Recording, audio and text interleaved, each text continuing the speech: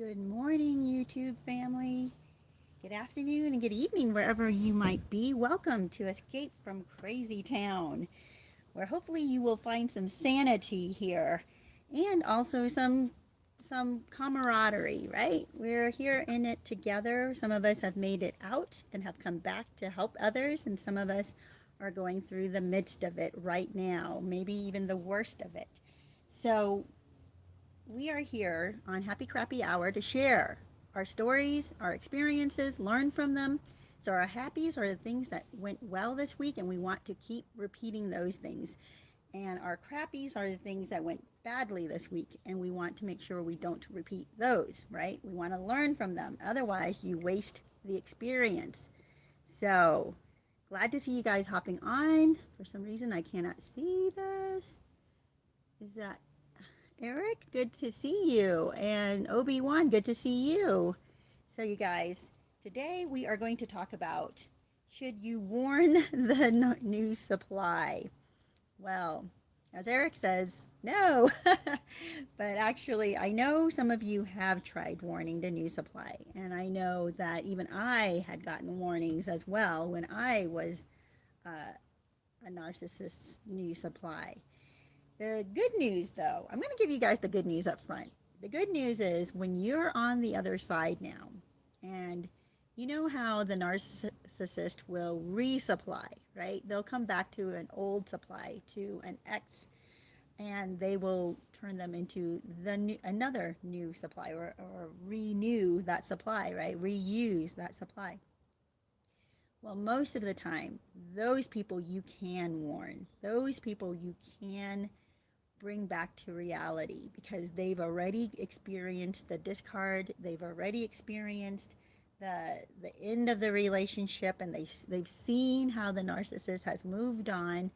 Even though their feelings for them might linger, you have a much better chance of warning those who are being resupplied than the new supply. All right.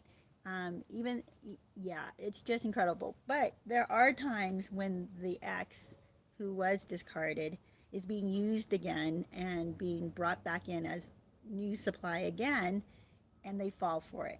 And it's sad. It does happen sometimes, but because we have gone through it, I think we are all very awake to the point that if the narcissist came back, I mean, it'd be tempting. I'm not saying that it's not tempting. So you have to be on your game. You have to be alert. You have to be grounded in reality, right? You've been grounded in reality now for a while. You know what that looks like.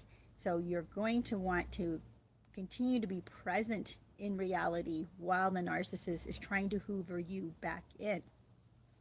Well, you guys, so should you warn the new supply? I mean, the easy answer is no, right? But I know it's so tempting to want to and to try to warn the new supply. And we have motives for that. Let's not lie to ourselves. We have some motives for that. One of them is we don't want to see the narcissist moving on, right? We don't want to see the narcissist succeeding in getting another supply, another victim. We want to stop the narcissist. The other motive might actually be you don't want somebody else to go through what you just went through, right? You actually care that this person, the narcissist, cannot take advantage again of somebody else. So the question is, even though you're a really good person, even though you care about people, you have to be careful because you might be putting yourself back into the line of fire if you try to tell the new supply, if you try to warn the new supply. The best scenario is that the new supply hears you out and wakes up. But that, I don't know of any instance where that actually happens, but at least not once the spell has been cast, right? There are new supply that are being hit on, maybe, in the midst of hoovering. And you warn those people, and they look at the guy or the girl and the narcissist, and they realize, they kind of wake up on their own, like, wow, why is somebody acting so crazy, trying so desperately to warn me? And they automatically just stay away from that because they just don't want to invite trouble into their life, so they move on. Now that supply is not actually been hoovered in, hasn't been love bombed, hasn't been in, on the lure, I guess, for very long. So they are likely to heed the warning and move on, okay? But most new supply, since the narcissist moves so quickly, they get hooked on very quickly. And not just hooked, right? Then the narcissist also has that net and it captures them. There's no way they can break free. So to try and warn those new supply, you might be putting yourself in the line of fire, because now the new supply is under the spell. They want this relationship so badly. They think they've never loved anyone as much as they're loving this narcissist. And they feel like they've never connected with anyone as well as they're connecting with this narcissist. And also, the narcissist is making them feel like they're soulmates. They're making them feel like, this whole future faking, you can have all of this with me, all this hope, all this wonderful life if you stay with me. And here you are, you come in and you try to wake them up from that. So essentially you're trying to wake them up from this beautiful dream. And they're like, no, they don't want to wake up from that. They want to stay in that dream. They've never been in this kind of a dream before, this dream life, right? So you come out like the villain. They think that you're just this jealous, crazy ex that wants to ruin everything for the narcissist and for the new supply because you're jealous. And that's how they'll see you. And they may start to spread gossip about you. They may start to attack back. They may start to harass you to get you away from them. So be very careful with that. Oh, yeah. Obi says, so can you imagine dealing with one of these lunatics with a brain injury, meaning you have the brain injury and you have to keep your mind straight while you're dealing with them? Well, Obi, here's the deal. You have to disconnect from them. Like, if you have it in your power to disconnect from them and block them from your life, do it. You do not want to engage with them. You do not want to keep going back and forth with barbs and, attacks and comebacks, and you don't want to do that, especially if you have a brain injury. Start taking care of yourself. Start living your life. Start having a good life for yourself. You guys, I'm going to stop now and again and have some water.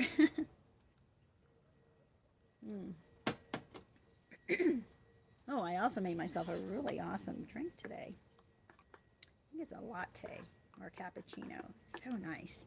My husband got what do you call that? An espresso maker? Yeah, so we're making cappuccinos now. He drinks it as espresso, but I love it as a cappuccino. Anyway, such good stuff.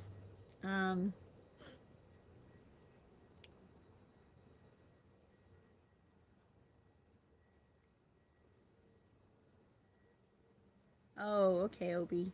So you're saying it's hard when your family has been coverting you your whole life. You mean converting you, or I'm not quite sure what you're saying there. Like gaslighting you your whole life, or maybe if your family has been covert narcissist, coverting narcissism. Okay, maybe you'll have to explain that to me, what you mean by that. All right, you guys. So what happens, or why, or what can you do? I mean, there's so many questions, right? When you're looking at the narcissist moving on with new supply, and you're thinking they're going to crash and burn. You know that. You know that the new supply is being used, and especially maybe you're seeing that the new supply has kids, and you're thinking, holy cow, these kids are going to get hurt. They're not going to be able to escape without major emotional injury. So you're wanting to warn them. What in the world can you do, right? You got to know what field you're playing on. You have to know who your enemy is, right? You know the narcissist. You know that they're very great actors. You know that they're telling the new supply the same stuff they've been telling you. That the ex, now you're the ex, is crazy.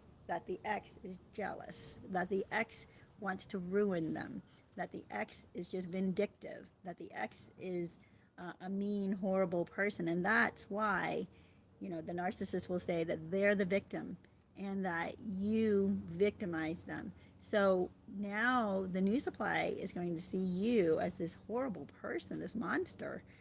So be very careful in how you behave around the new supply. You don't want to come out like a crazy, yelling, out of your mind, out of control person. You have to be calm and collected. You have to be yourself. And I've said this before. When people have asked, what do you do when the narcissist is gossiping about you? And I give this advice whether the gossip is true or false. Because like the narcissist knows things about you, intimate things about you that you've shared with them, and they're going to spread it around town. Second of all, even if you didn't share with them any intimate information, they're going to go around town and make up stuff about you anyway, right? They're going to make up incidents that never happened and smear you all around town. So what do you do in that case? Here, the new supply is getting all of that. The new supply is hearing both of these things. They're hearing the intimate, maybe possibly true things, but they're also getting made up information about you. So how do you combat that? How do you then respond? Well, if you come to the new supply and you're attacking and you're yelling, or even as you're acting as if and it becomes obvious that you're trying to break them up, you're trying to get the new supply away from them, they'll see that as an attack.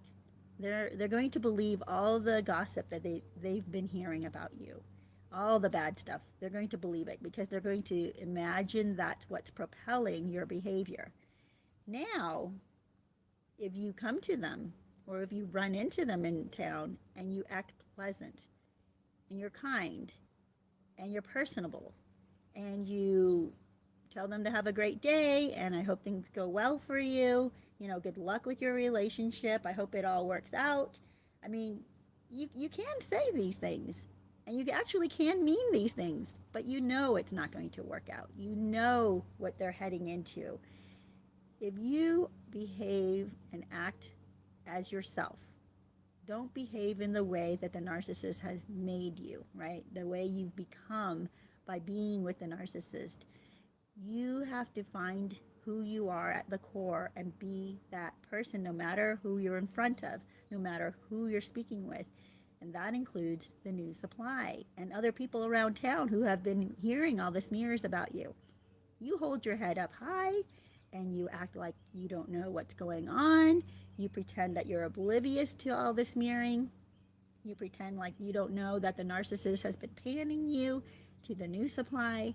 And you just act as if you are having a great day and you're having a good life and you're doing good things. If they ask you, how are you doing? You're like, oh, I'm doing great.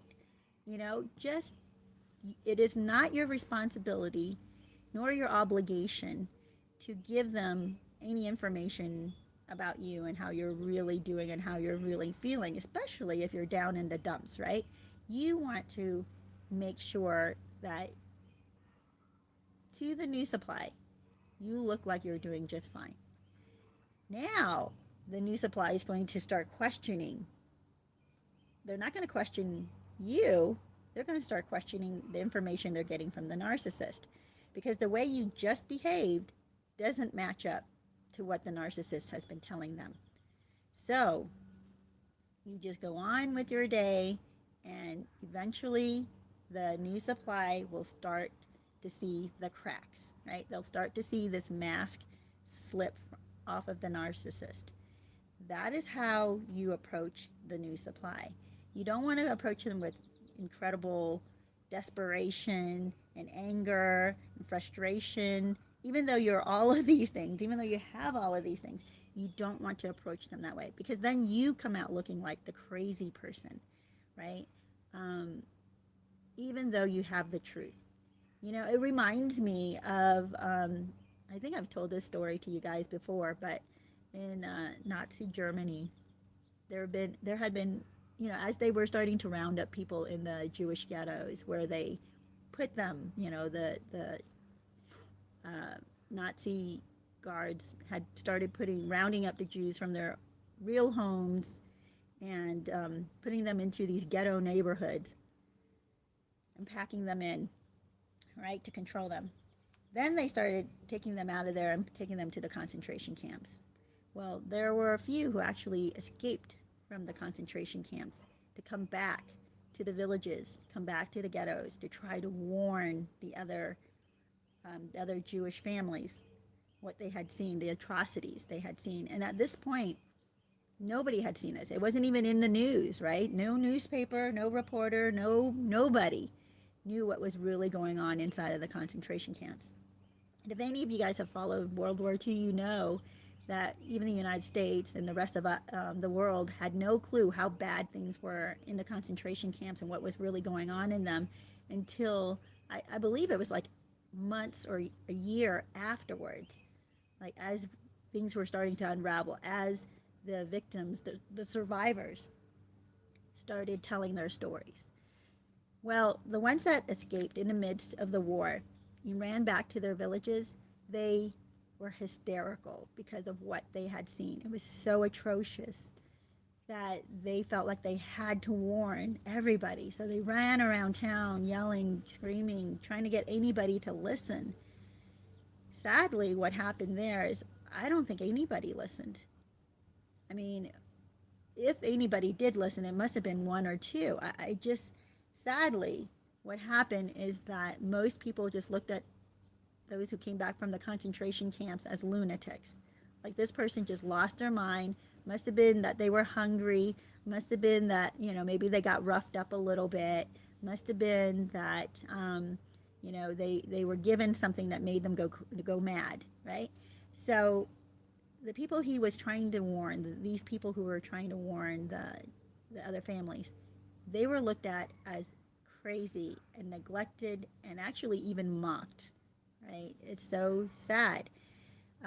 One of the, and I get this from a book that I had read called Night, where a Jewish survivor, Elie Wiesel, he describes a man who came into his village and did exactly that, like ranting and telling them what was going on, the atrocity that the guards were committing against people, like such inhumane, crimes against humanity that were happening to children, not just to adults, and to elderly and to women and just everyone. And he looked like a raving lunatic.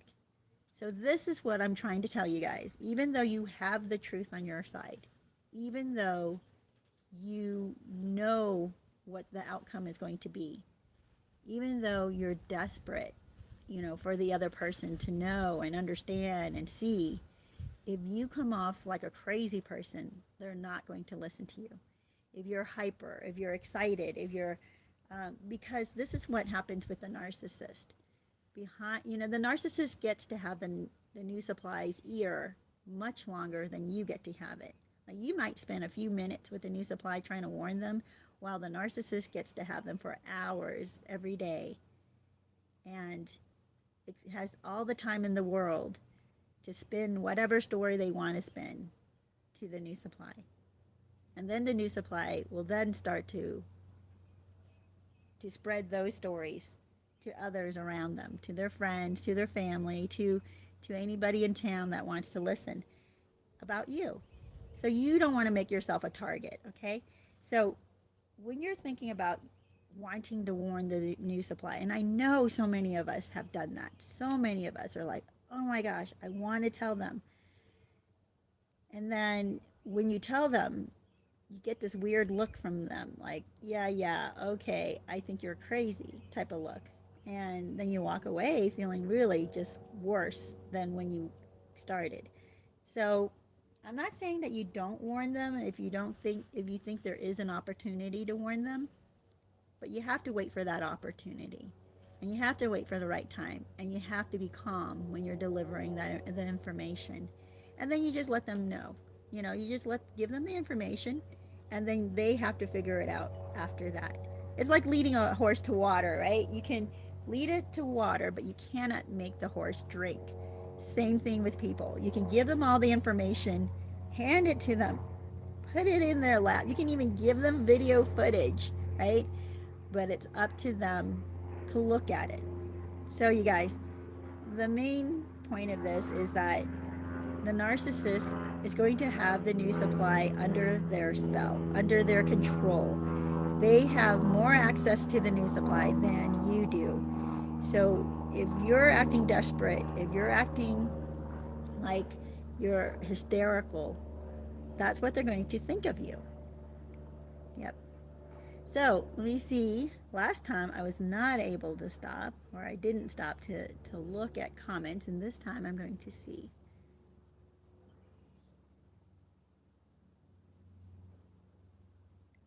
Yeah.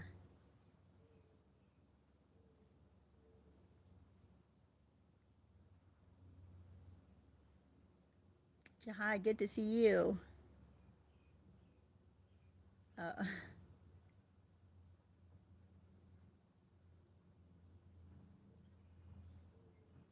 sorry, guys. I'm just kind of coming down there.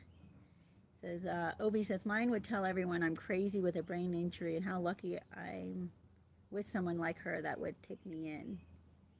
Yeah, yeah. You know what? I think that this brain injury that you talk about, I hope that you're getting help with that, because I think also that it affects you emotionally, psychologically, and not just critically, in critical thinking, that is.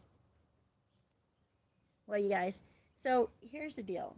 The narc has been brainwashing the new supply big time, right? Building this bond with them. They act sincere with the new supply, just like they acted sincere with you. So the new supply is hearing all these stories about how you victimized the narcissist. And in those stories, the new supply actually feels like the narcissist is bonding with them, that the narcissist is trusting them with these stories, even though they're all made up. They're thinking that the narcissist is sharing with them deep feelings and intimate information. Then the narcissist also starts to stroke the new supply ego.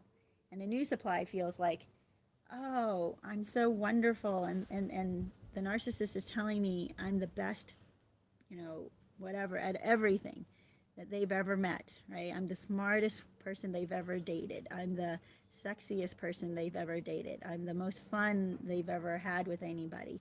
I'm the most meaningful thing in their life, right? I'm so important in their life.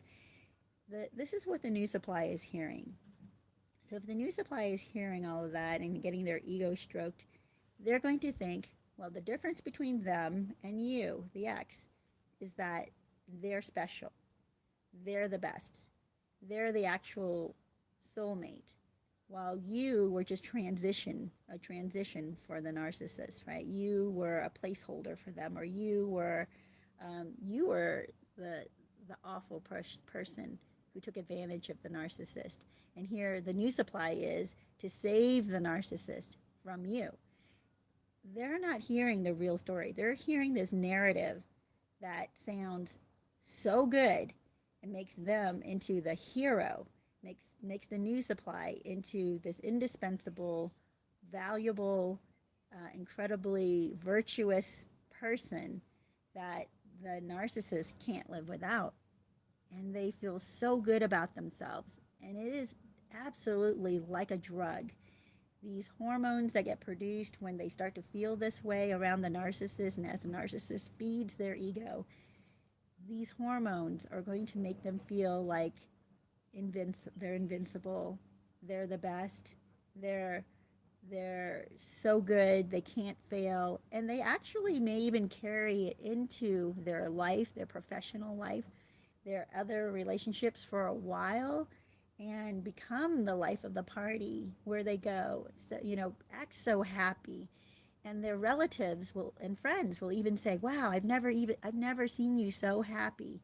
I've never seen you so grounded.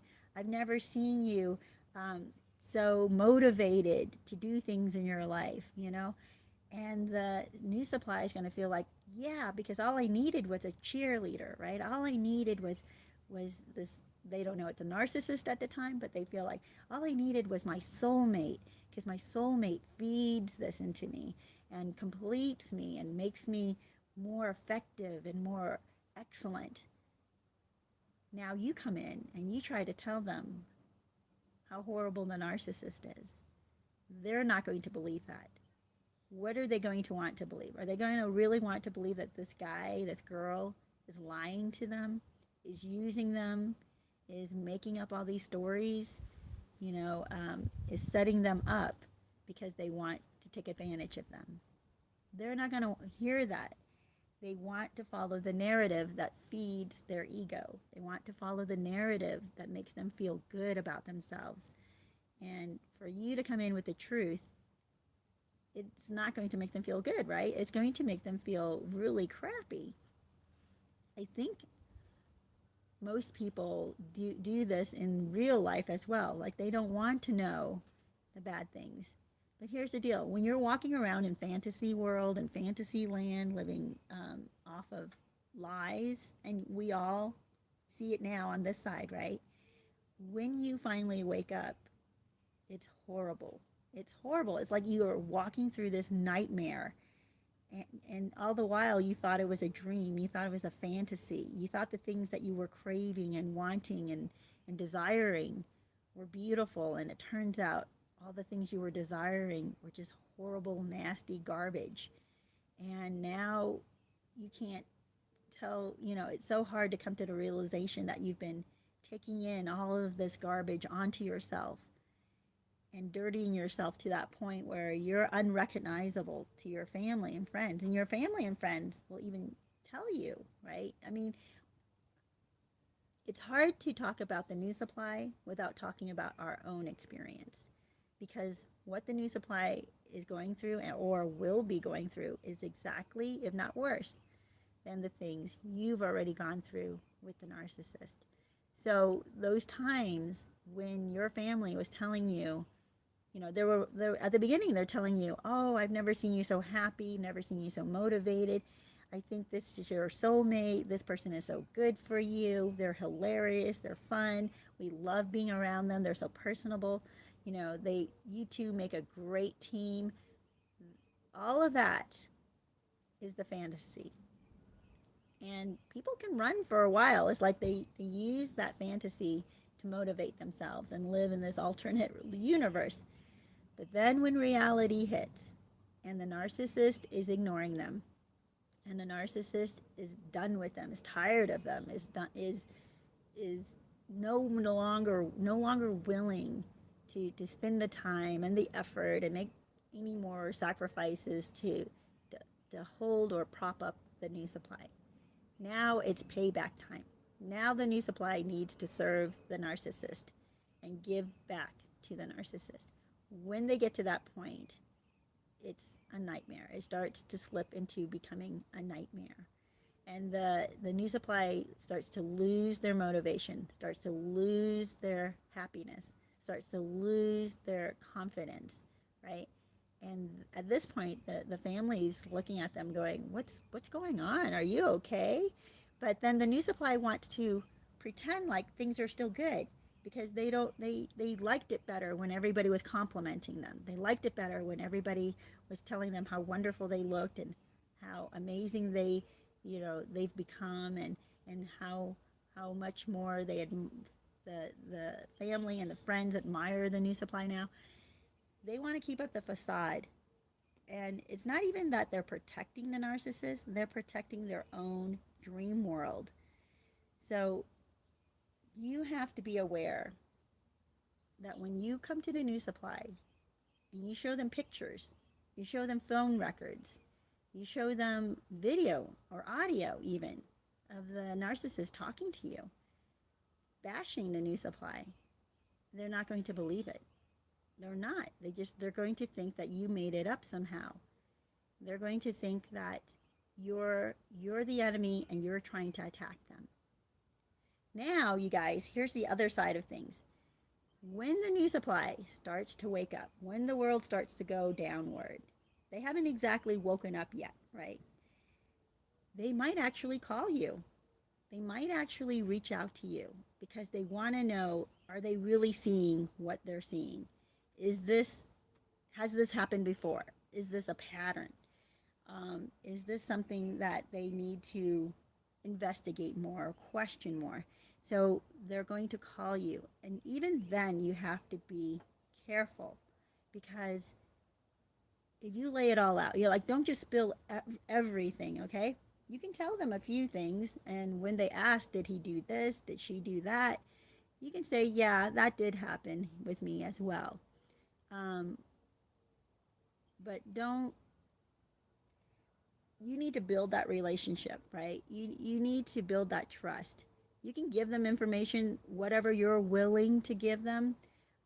Don't don't regret that you're giving them information. Just be happy with the amount that you're giving them.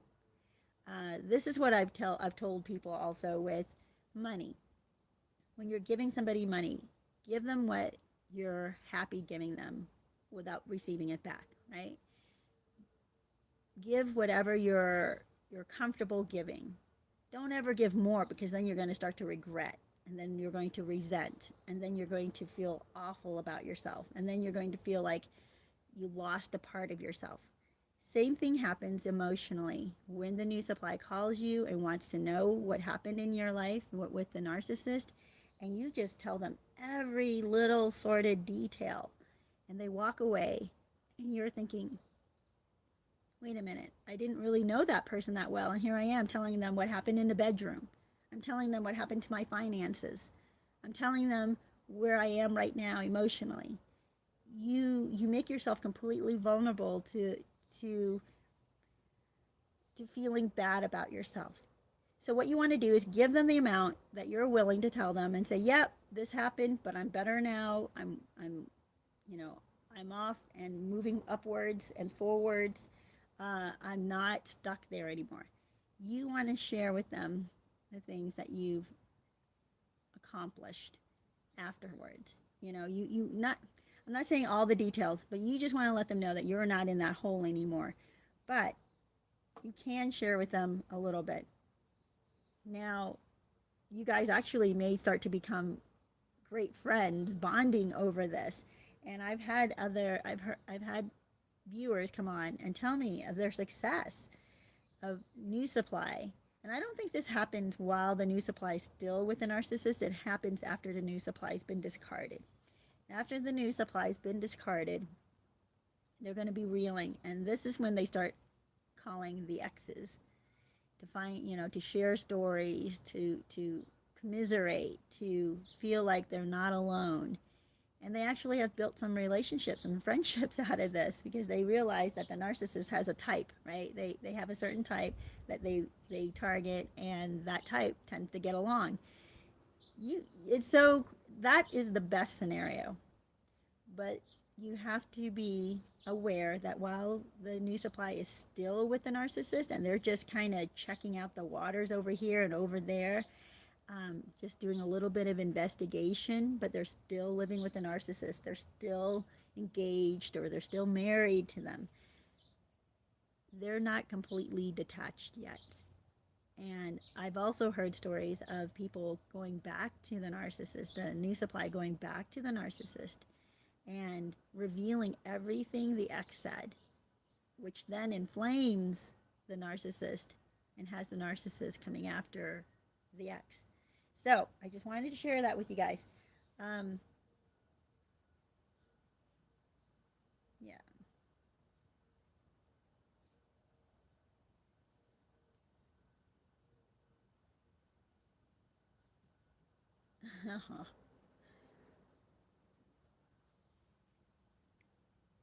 Oh, yeah.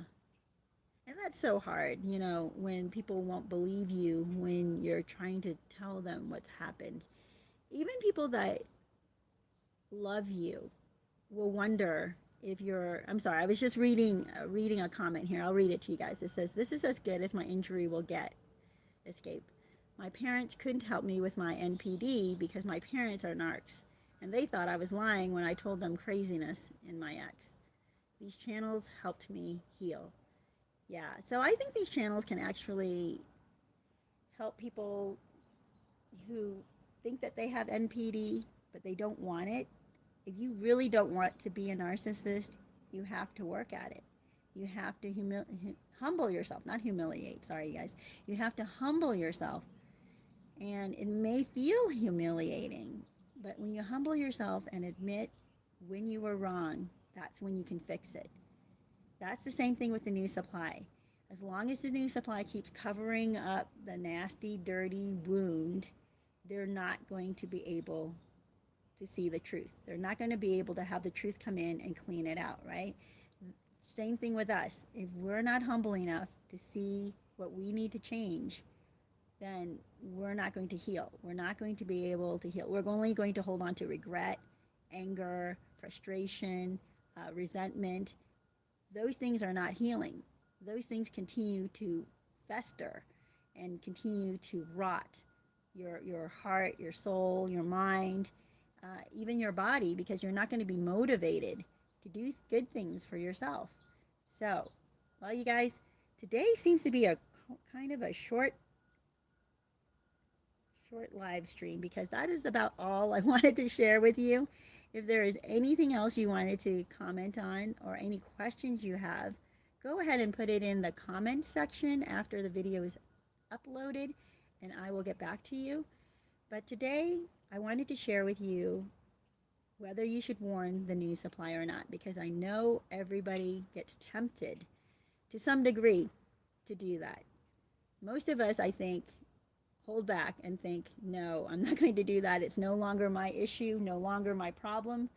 But some of us will try. Some of us will feel that it's our duty, it's our obligation to protect other people, to warn other people. And I just wanted to create this video to help those who are trying to do the right thing, to do it in the way that would be most effective. So you guys, I hope that you enjoyed this video. I hope that it has helped you. And would you please make a comment, give me a thumbs up, and watch a commercial once in a while. Share the video if you think it'll help somebody. No, Opie, I'll say that right now. No, you cannot. But Opie just asked if he can borrow 20 bucks. Good question, but no. Well, you guys, have a great day and have a great week, and I will see you next week.